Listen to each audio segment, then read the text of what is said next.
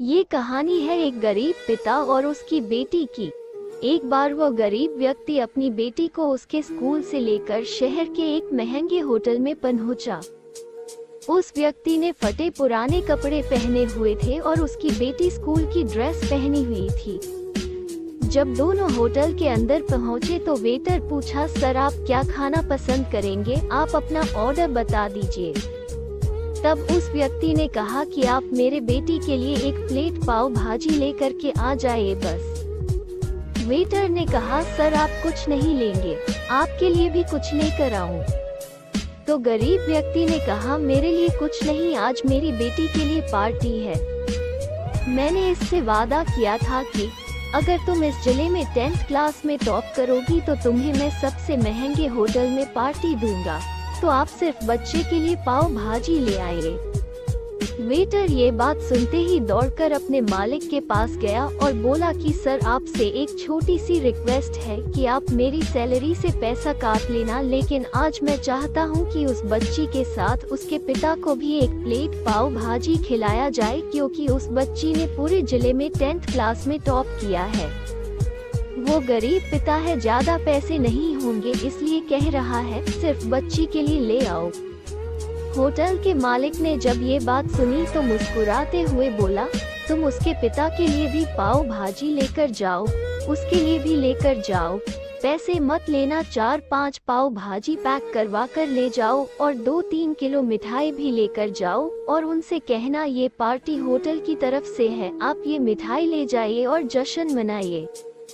जब वेटर ने 2 प्लेट पाव भाजी लेकर गया तो वो व्यक्ति चौंक गया और बोला, मैंने तो एक ही मंगाई थी, मेरे पास पैसे नहीं है। वेटर बोला, अरे सर शर्मिंदा मत कीजिए, ये पार्टी होटल की तरफ से है, आपकी बेटी, हमारी बेटी ने टॉप किया है, ये मिठाइयाँ लेकर जाइए और जश्न मनाइए। पिता और बेटी खुश हो गए और चले गए।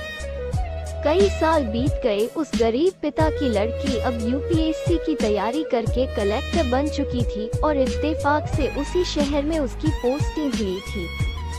उस लड़की ने उस होटल में सूचना पहुंचा दी कि मैं उस होटल में लंच करने के लिए आ रही हूं। होटल के मालिक ने जब ये सुना तो होटल को पूरी तरह से सजावा दिया। गांव में ये बात पूरी तरह से फैल गई और कस्बे के सभी लोग उन्हें देखने के लिए आने लगे। कलेक्टर अपने पिता के साथ उस होटल में पहुंची।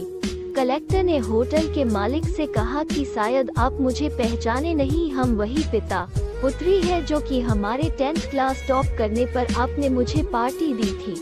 हम वही पिता पुत्री है, आज फिर से आए हैं और आज पार्टी हम देंगे आपको, आपके पूरे स्टाफ को और पूरे गांव को, क्योंकि आपने गरीबी का सम्मान किया है।